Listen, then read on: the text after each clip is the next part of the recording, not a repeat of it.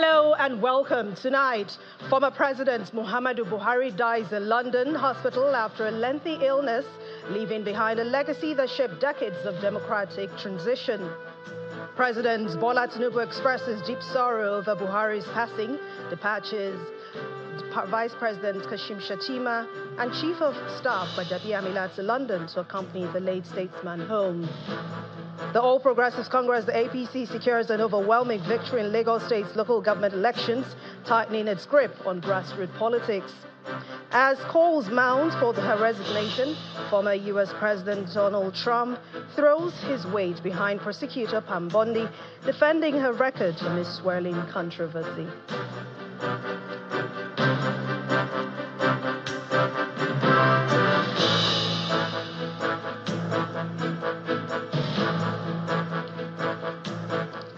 We begin tonight with a somber development. Nigeria is mourning following the death of former President Muhammadu Buhari. The news of his death was confirmed by his longtime spokesperson Garba Shehu via a post on X, formerly known as Twitter. The statement reveals that the former leader died in a private clinic in London earlier today. Mr. Buhari, who led Nigeria as a civilian president from 2015 to 2023, had also ruled the country as a military head of state between 1983 and 1985. He was 82 years old. According to Mr. Bayo Onunuga, special advisor to President Bola Tinubu, the former president died at approximately 4:30 p.m. after battling a protracted illness. President Tinubu has personally reached out to the former First Lady, Aisha Buhari, to convey his condolences as a mark of national respect. The president has ordered all flags across the country to be flown at half-mast. In a further gesture of honor, he's also directed Vice President Kashim Shettima and Chief of Staff Femi Gbajabiamila Amila to travel to the United Kingdom and accompany the late president's remains back to Nigeria.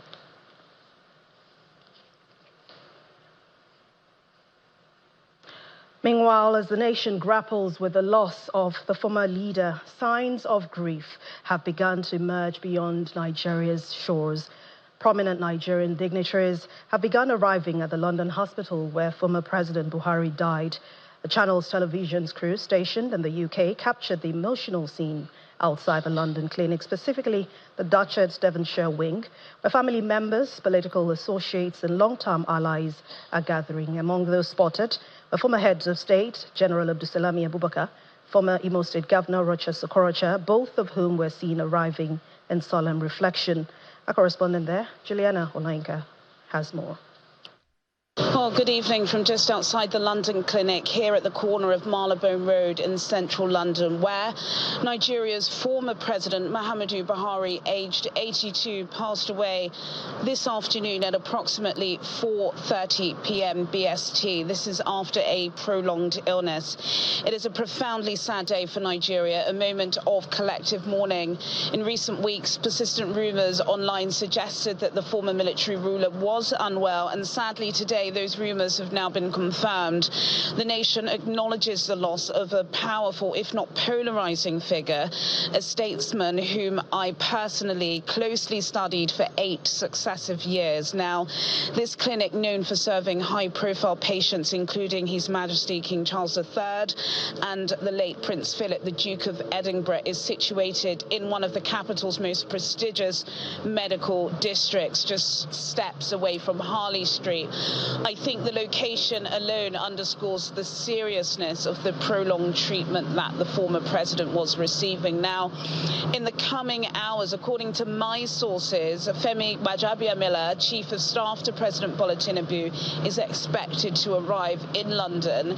Now, his mission, of course, will be to assist the family with support and oversee preparations to bring the president home to Nigeria under official state protocol. Now, I think it's obvious that the magnitude of this moment cannot be overstated. Buhari was a defining presence in Nigerian life, first as a head of military regime in the 1980s, then later becoming the first president to defeat an incumbent in a democratic, historic election in 2015. Now, his tenure inspired admiration for his anti-corruption stance and discipline here in the UK, yet it also drew criticism amid economic challenges and security threats. Now, today, of course, those debates will be paused because a nation reflects on a life both revered and contested. For now, from here on Devonshire Place, a sombre London sky mirrors the sadness that is felt across continents.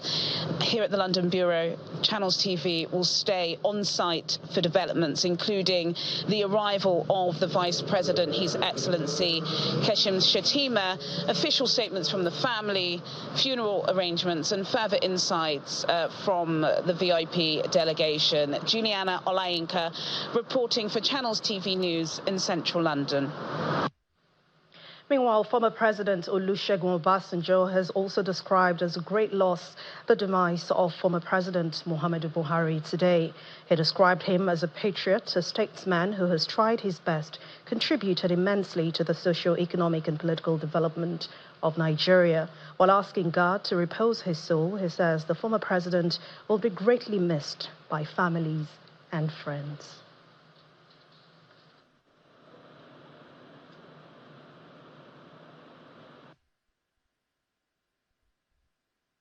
He tried his best. My prayer is that God will forgive him of his inadequacies and accept him into his kingdom. It's a loss to the nation, because at a time like this, we need the totality of the experience and what I may call statesmanship of all those who have had the opportunity to run the affairs of this country in the past to get us out of the situation we are in. He will be sorely missed, and may his soul rest in perfect peace.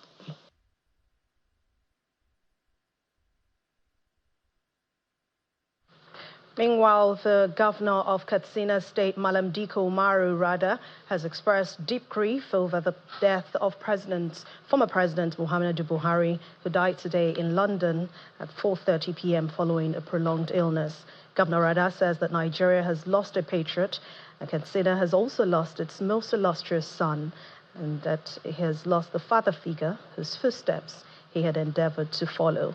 The governor adds that former President Buhari was not just a leader, he was the embodiment of the common man's aspiration, and that his people-oriented programs and genuine love for the masses defined his leadership philosophy. The governor also says that his legacy transcends political affiliations, describing him as a leader who consistently championed the cause of ordinary Nigerians throughout his distinguished career.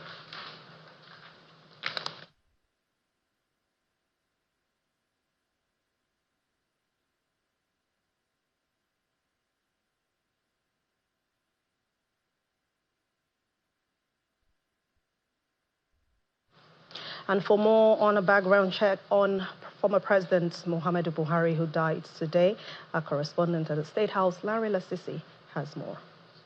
And that I will preserve, protect. President Muhammadu Buhari, at his inauguration as the 15th President of Nigeria on May the 29th, 2015, addressing the country, he voiced these iconic words. I belong to everybody, and I belong to nobody.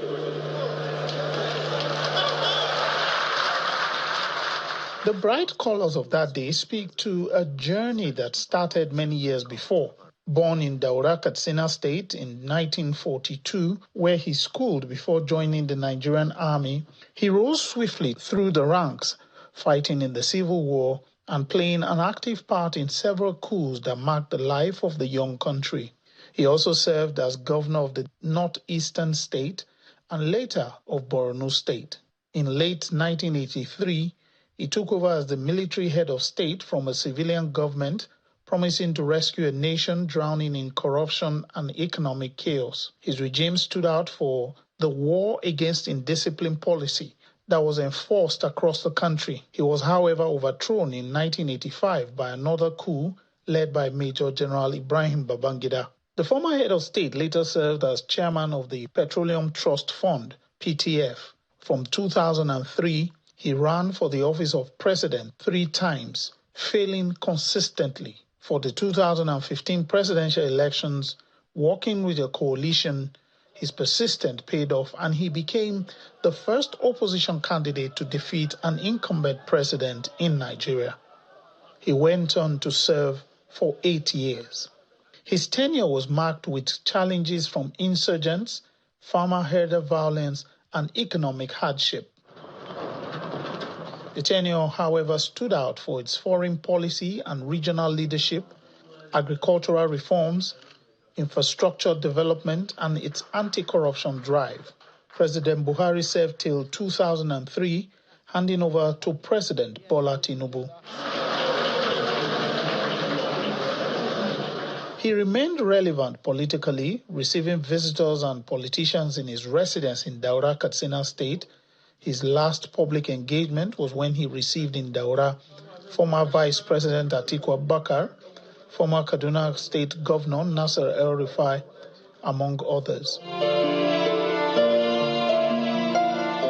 President Muhammadu Buhari, the soldier who became a politician, the president, and a statesman. Lanre Lasisi, Channels Television News. Meanwhile, the former governor of Akwa Ibom State, Obong Victor Atta, has described former President Muhammadu Buhari as a principled leader who he admired his work in his days as consultant at the Petroleum Trust Fund. He adds that he will be remembered for his fight against drug abuse and usage. Let me tell you one incident that I remember very strongly about Buhari. That was his fight against drug abuse. People tend to forget it. He was accused of retroactive application of a law, which led to the execution of those drug peddlers who had been caught before the law was made. But quite honestly, seeing what's happening today with the drug infiltration into the country, the youth are now being accused, or not just being accused, are suffering the effects of drug abuse and substance abuse. I think if Buhari had a chance, probably this would not have been the case today. The president is giving him the right kind of honor. This is not because they were of the same party, I want to hope, but because he was a president, and a president that did his best to save the country, at least keep this country one. I know that Buhari, like was said earlier by some of those that have spoken about him, Well, Mr. Atta was speaking there to our on our political program, Sunday Politics Today. In part 2, after the break, the All Progressives Congress, the APC, records a clean sweep of the local government elections right here in Lagos. Please join us again.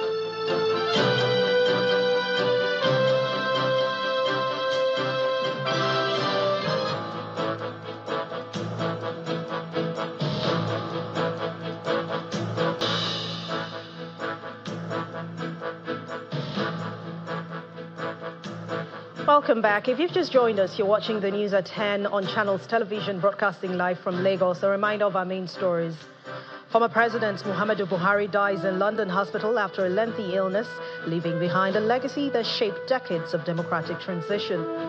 President Bola Tinubu expresses deep sorrow over Mr. Buhari's passing, dispatches Vice President Shatima and Chief of Staff Gbagabiola to London to accompany the late statesman home.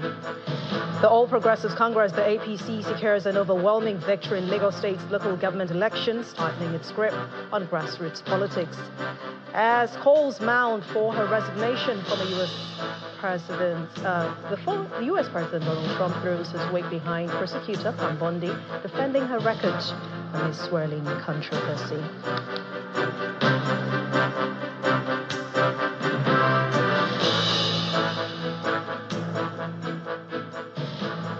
And tonight we'll take a look at some of the most memorable moments in the life of former President Muhammadu Buhari.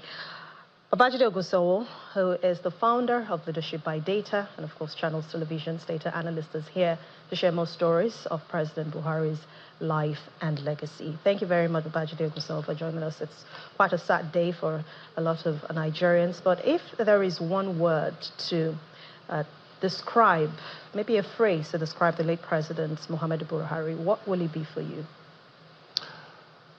For me, it will be his plurality, the plurality of President Buhari. And by plurality, I'm talking about there were really three types of Buhari. There was the first type of Buhari was Buhari, the father, husband, and private citizen, which a lot of people don't know. The second type of Buhari was General Buhari, which was really 1983 to 1985. Now, the third Buhari is the Buhari a lot of Nigerians know, the Buhari of 2015 to 2023. So really it's about the plurality of Buhari, because each of these Buharis really represented different things. But beyond all of these words, tonight is about the memories, and really, you know what they say, that pictures sometimes tell a better story. So tonight, I'd like us to start by looking at the memories of General Buhari.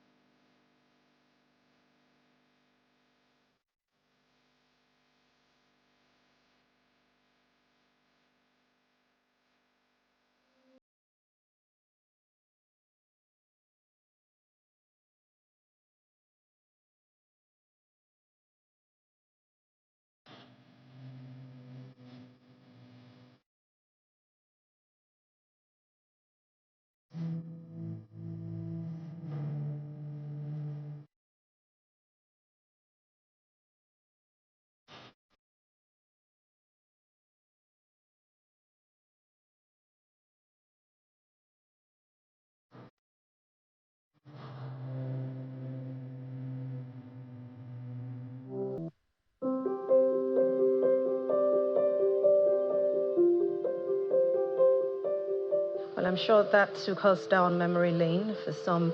But Babajide, what should or will Nigerians remember the former President Muhammadu Buhari for?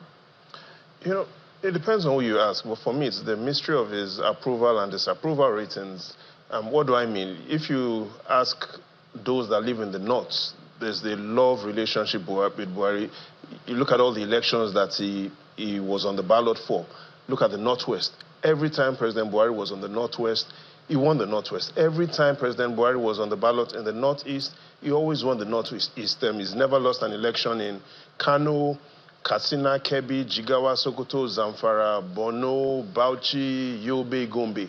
These states in the north, President, candidate Buhari always won whenever I was on the ballot. So in the north, his approval rating, the mystery still remains there.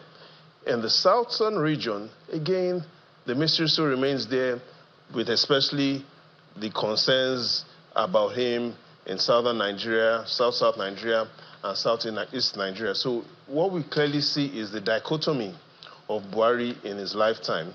But a lot isn't known about President Buhari, the father, the husband, and the private citizen. One major thing about President Buhari really is his determination. And even though his determination clearly sometimes was his Achilles heel. We've looked at the history and some of the memories of General Buhari.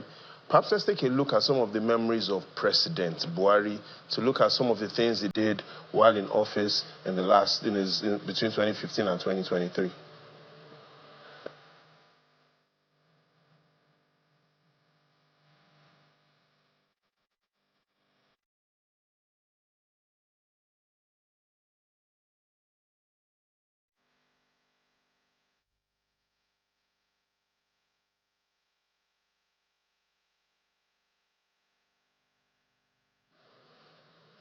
So we see a lot of his diplomatic efforts right from 2015, his tours, his visits, a lot of things that the eye, as they say, the eye understands what the tongue cannot explain. Clearly in his 8 years, one of the things that he kept saying was, together we can change our condition for the better, and more importantly, together we can do much more for ourselves and our country. That was on Independence Day in 2020.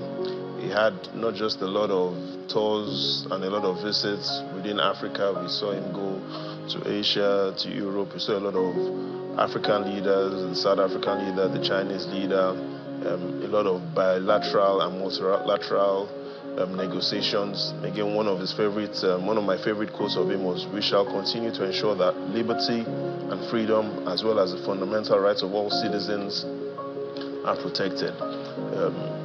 Again, we clearly see the history of Buhari, the dichotomy and the plurality of Buhari, a figure that sometimes the perception of Buhari was even greater than the reality of Buhari. And at the end of it all, one of his favorite quotes still stands today: "I belong to nobody, yet I belong to everybody." And his family, friends hope now that clearly what we know is that he belongs to Allah. Yeah, but when we talk about corruption, I mean, a lot of people viewed corruption as something that was like a no-no to him. When you look at the life and times of former President Muhammadu Buhari, how would you view that side of him, and what would you say about his anti-corruption policies?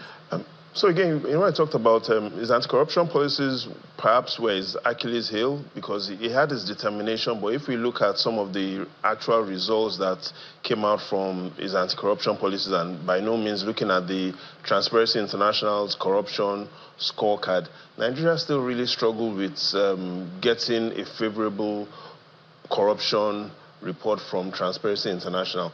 So looking at exactly what happened, it was clear that just as we say all politics is local, I think President Buhari found out a bit late that all corruption as well is local. And so if we want Nigeria to develop and grow, it has to start from the grassroots. If we want to also fight corruption, yes, fighting corruption from the top is important, but it also has to start from the grassroots. And at the end of the day, for a lot of Nigerians, the question they still kept asking till Buhari left was, will fighting corruption end poverty? Will fighting corruption end insecurity? Will fighting corruption provide employment? Questions that till today is still quite difficult to answer. But again, we can continue to look at some of his memories if we want to take a look at some of the things that, some of his visits that he did to try to bring in more support and more investments into Nigeria. So we clearly could see that that was also one of the things that was top on his mind, trying to grow and attract foreign portfolio investors, attract foreign direct investments. So that for me is a bit of his legacy. Let's not forget, it's all about the plurality of Buhari. There were three types of Buhari. Buhari, the private citizen, husband and private citizen, husband and father, which very few people really met. There was also Buhari, the general, 1983 to 1985, and 3 decades after, in 2015, there was then President Buhari. So it all depends on which side of Buhari will be your favorite. All right.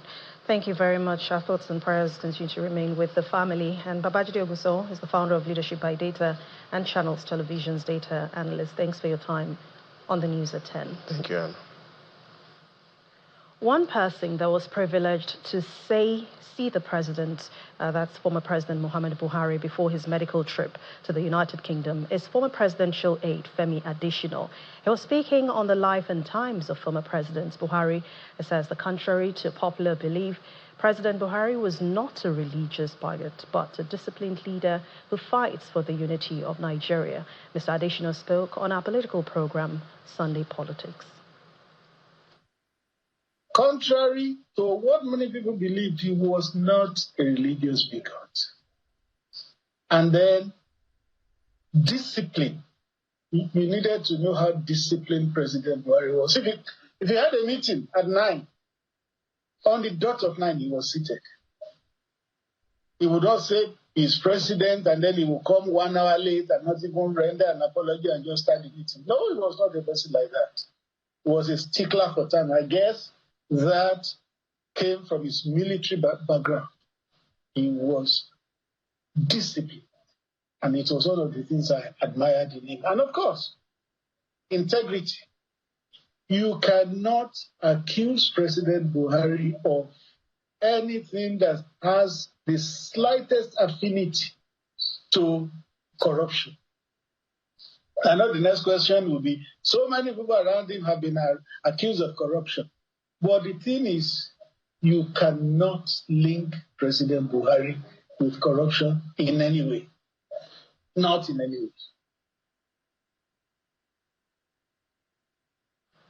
Still to come on the news at 10, U.S. President Donald Trump defends prosecutor Pam Bondi amid resignation calls from supporters. Please join us again.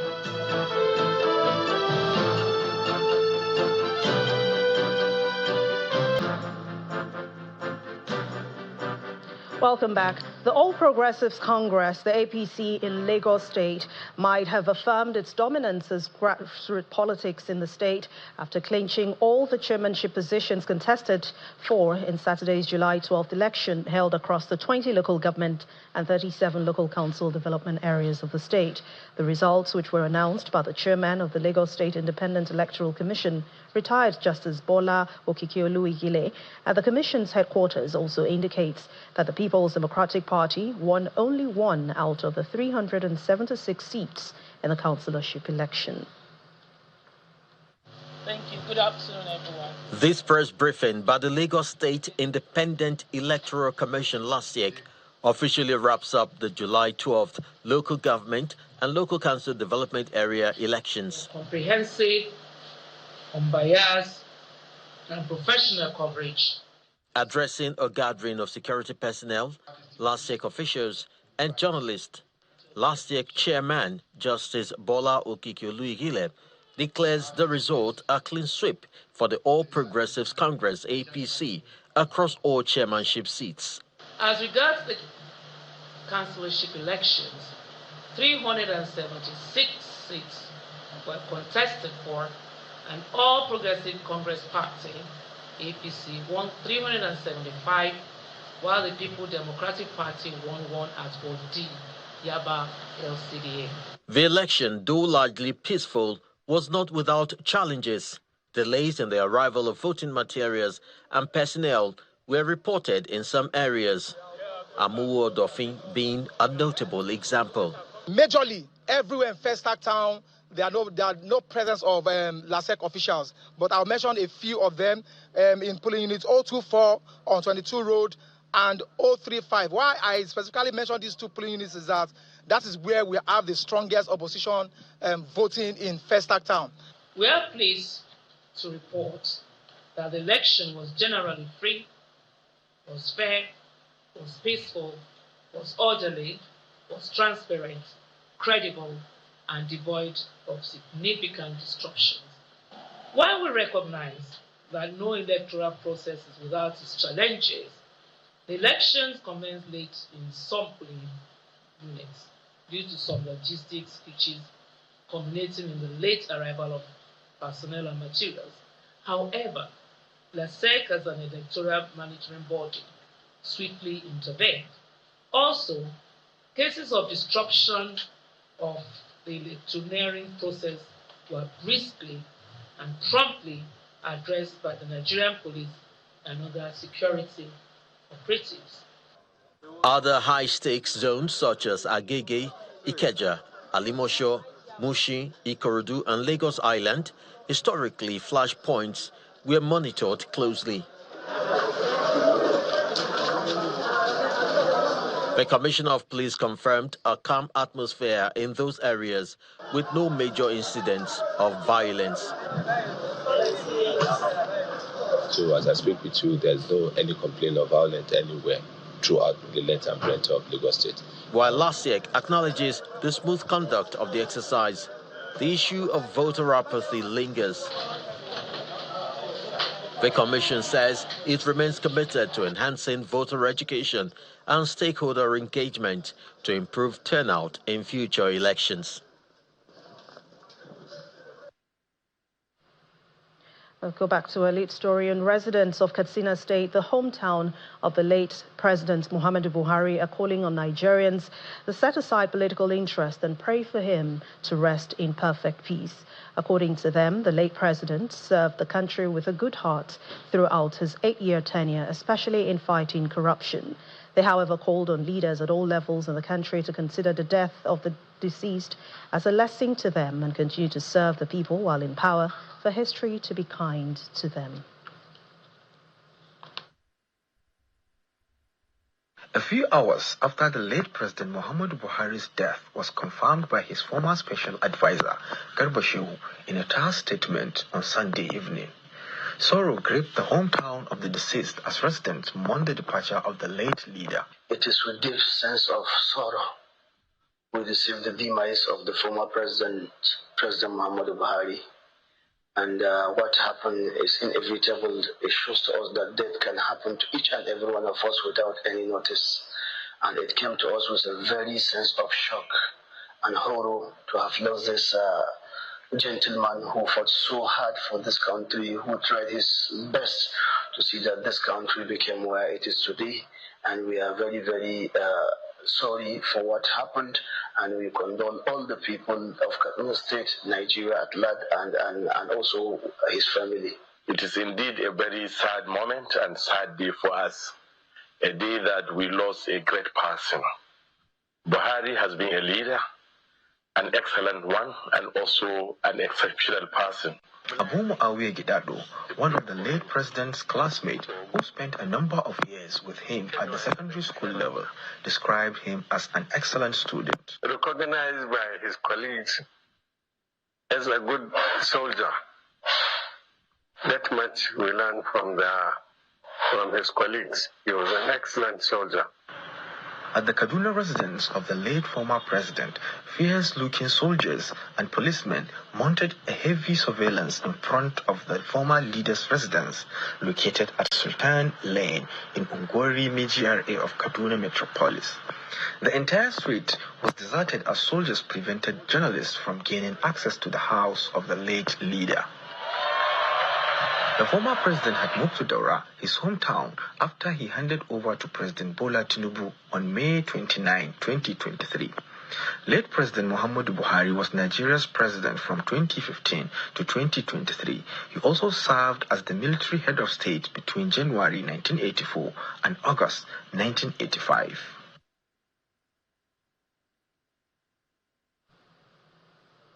To other stories now, stakeholders in the Northeast region are proposing the creation of 6 additional states and 22 local government areas in the region as public hearing for the amendment of the 1999 Constitution continues across different zones. At the Northeast Zone A public hearing held in Gombe State, submissions were also made for reserved seats for women and a devolution of power. The Northeast Zone A public hearing for the 1999 Constitution review brings together participants from Bauchi, Taraba and the host state, Gombe, with Governor Inwayaya in attendance. Members of civil society groups, professional and non-professional organizations are also attending the event with focuses on 13 thematic areas. We are going to do justice. We are going to be balanced. We are going to be fair, and we are going to report back whatever are your submissions, undiluted, unpolluted, in verbatim. There are suggestions that the Independent National Electoral Commission should be charged with the responsibility of conducting local government elections, and there are other suggestions that a brand new commission should be established and be charged with the responsibility of conducting elections, local governments. The business of the day kicks off with a demand for the creation of more states in the Northeast region on the front burner. If we members of the National Assembly and our colleagues will be able to alter that particular section that talks about the total number of states in the country and the total number of local governments in the country, if we can be able to amend that particular section, then the window is open. Women participation in politics is accentuated with a proposal to make provision for 35% seats reserved exclusively for women at different levels of governance. Imagine our population, 50% of Nigerian population are women. And the perspective of these 50% are not hard because they are not in the governance. Governor Inwayaya of Gombe State believes the engagement of the citizens in the Constitution review process will give them a sense of belonging and guarantee political stability. It reinforces our collective commitment to participatory governance, one that ensures that the voices of ordinary citizens shape the laws that guide our nation.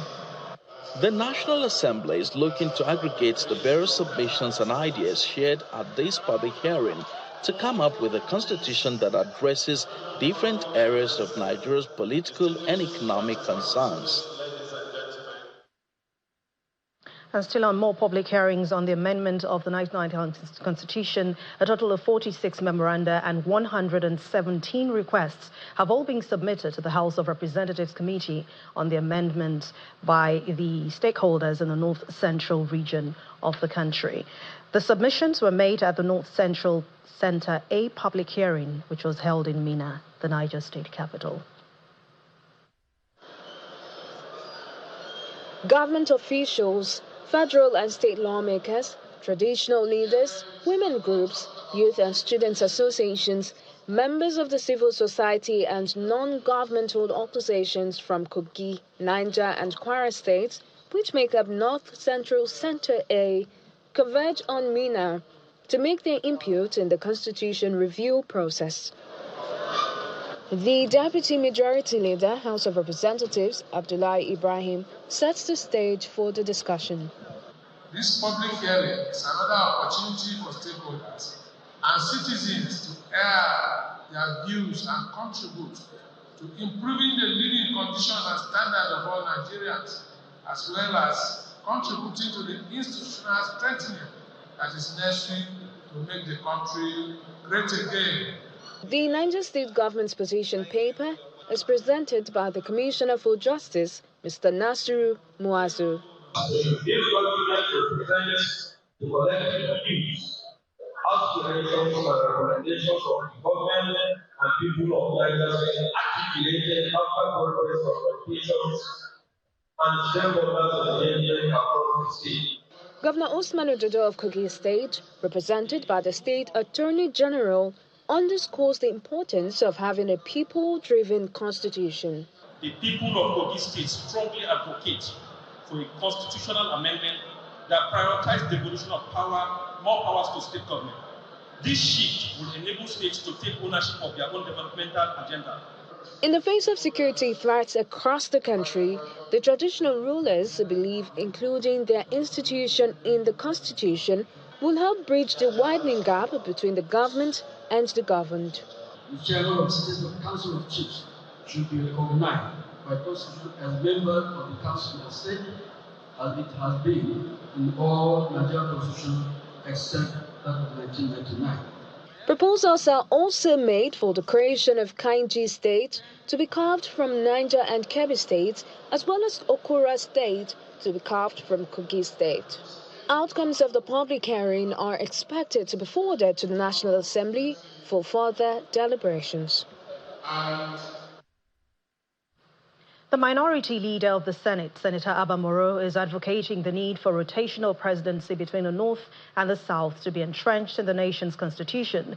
Addressing a group of journalists in Abuja on the heels of the ongoing public hearing on the Constitution review, Senator Moro says the current agitations for state creation by various groups is due to bad and poor governance that has left the people impoverished. Senator Moro also dismissed the coalition that is brewing against the ruling All Progressives Congress, insisting that the People's Democratic Party is a standalone party that is not party of any form of coalition.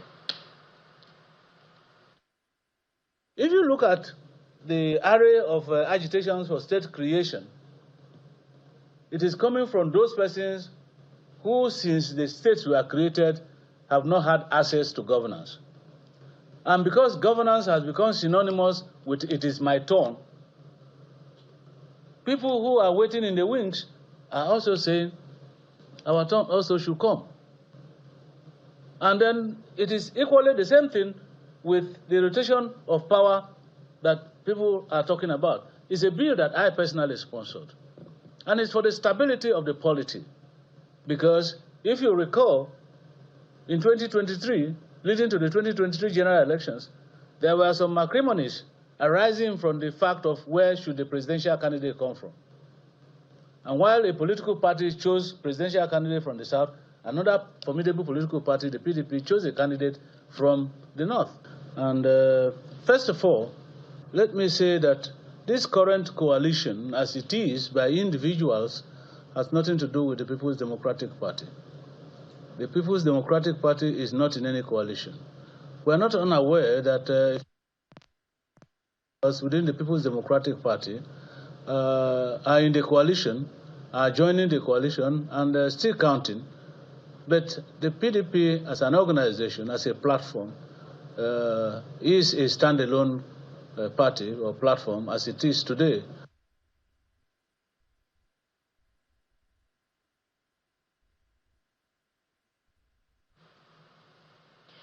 Nigeria has lost yet another illustrious son following the death of the Awujale and paramount ruler of Ijebuland, Oba Sikiru Adetono. He died at the age of 91. In a press statement issued in Abeokuta, the Ogun State capital, Governor Dapo Abiodun says His Royal Majesty Oba Sikiru Kayode Adetono, the revered Awujale of Ijebuland, joined his ancestors today, July the 13th, 2025, at the age of 91, leaving behind a remarkable legacy that has significantly shaped Ijebuland, Ogun State, and Nigeria in general. The governor adds that Oba Sikiru Adetono was a remarkable royal father who ascended the throne in 1960, marking the beginning of a transformative era for Ijebuland. Governor Abiodun also adds that throughout the monarch's reign, he was a beacon of unity, cultural preservation, and progressive development.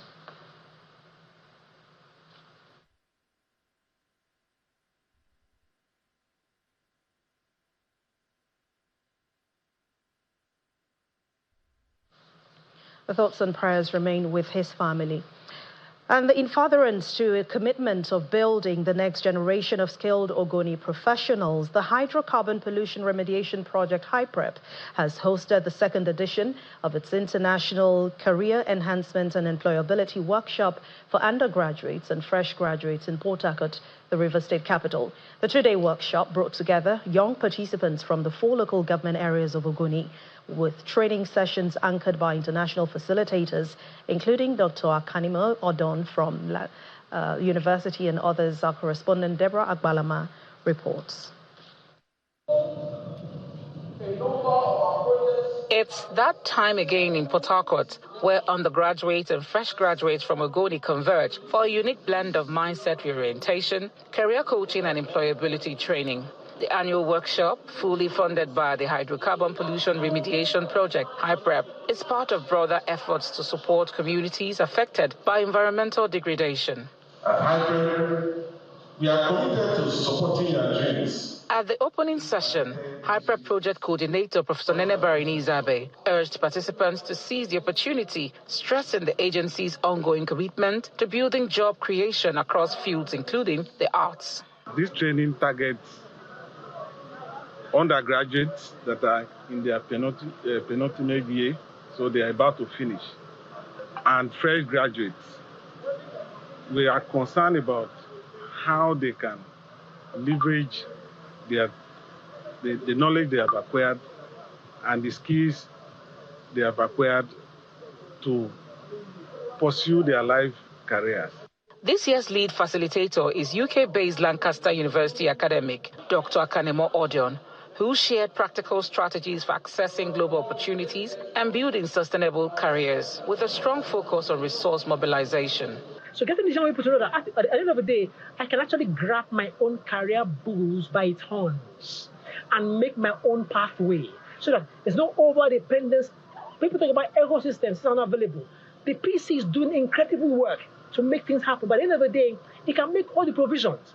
If a young person doesn't actually take its own bull by the horns and makes own decisions, nothing will happen.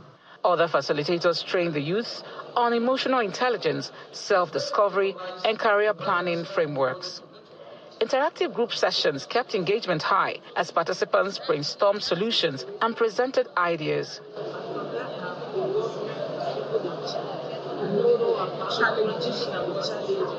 Some attendees share their insights with Channels Television. What I am taking home today is how to be intentional, okay? How to be creative or be able to be a problem solver. I could get things on my own. I can be employable with things around me. Basically, we have problems around us that can make us earn, but we don't realize that. With future trainings already lined up, including underwater welding, full-stack development, GIS, and mechatronics, HYPREP says it's equipping Ogoni youths not just to get jobs, but to create them. Deborah Agbalama, Channels Television News. Reactions are still trailing the death of the former president, Muhammadu Buhari, and the latest is coming from the president of the Senate, Godswill Akpabio. He has expressed profound sadness over the death of the immediate past president, Muhammadu Buhari, describing him as a statesman and leader of great integrity. The Senate president, in a statement personally signed by him, condoled with President Tinubu, the government, and the people of Katsina State on the death of President Buhari and, of course, his family. He has also sent condolences to them. He described the departed former president as a fine military officer that served Nigeria with zeal and patriotism. Upon retirement, transited to a democratic icon.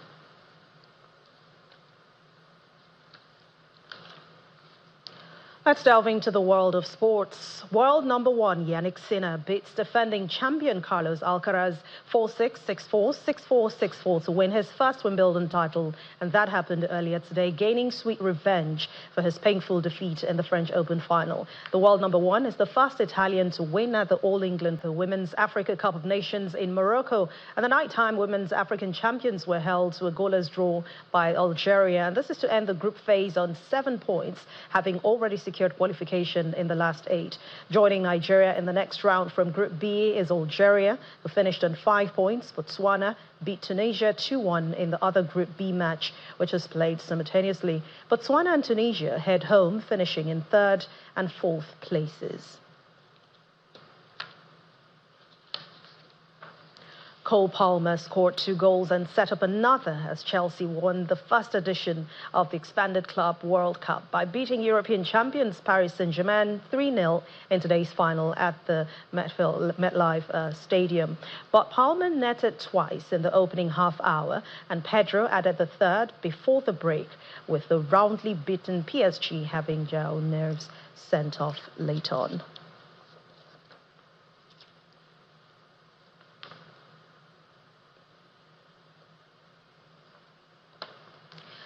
As we continue with more reactions, the latest is coming from the Vice President Kashim Shettima, who's expressed deep sorrow over the passing of former President Muhammadu Buhari, saying that Nigeria has lost one of its greatest leaders of all time. It described the death of the former Nigerian leader who died today at the age of 82 as the biggest loss Nigeria has ever incurred in recent times. In a condolence message, the Vice President, who recently traveled to London to pay the late President Buhari a visit on the behest of President Bola Tinubu, regretted that the former president eventually succumbed to the cold hands of death when he was being expected to recover soon, noting that the loss is too cruel than terms could give out. The Vice President expressed deep condolences to the Buhari family, the government and the people of Katsina State, as well as Nigerian government and all Nigerians, asking them to find solace in the fact that the former Nigerian leader will continue to live amongst us through his legacies already engraved in the very fabric of the Nigerian state.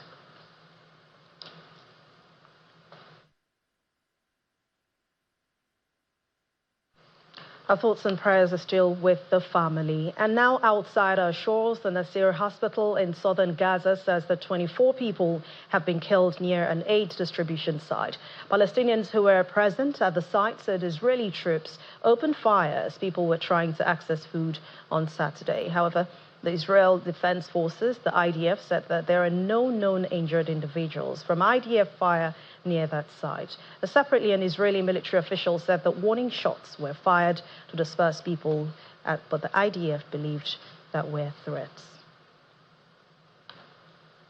The European Union, EU and Mexico have expressed disappointment at U.S. President Donald Trump's threat to impose 30% tariffs on their imports from 1st of August. Mexico has criticized what it called Mr. Trump's unfair deal, insisting its sovereignty is non-negotiable, while the EU's chief, Ursula von der Leyen, is threatening to take what it calls proportionate countermeasures if needed. While both parties say that they want to keep negotiating with the U.S., even though President Trump has warned he will impose higher import taxes if either of the U.S. trading partners decide to retaliate. Mr. Trump also announced new tariffs on goods from Japan, South Korea, Canada, and Brazil from next month. And U.S. President Donald Trump has reassured residents of Kerrville, Texas, that the government will help them rebuild their homes after floods hit the central part of the state just last week, killing at least 121 people. The President and First Lady Melania, who have met the local officials on ground, expressed love and support while surveying the damage. At least 160 people remain missing as over 12,000 volunteers have gathered statewide to help the search and rescue, as authorities are saying they will not relent until everyone is accounted for. According to U.S. experts, a number of factors led to the deadly impact of the flash flood, including the pre-dawn timing and location of some homes. And the main news again. Former President Muhammadu Buhari has died in a London hospital after a lengthy illness, leaving behind a legacy that shaped decades of democratic transition. And that's the news at 10 tonight. Thank you so much for watching. I'm Anne Mwawado. Have a wonderful week ahead. Good night.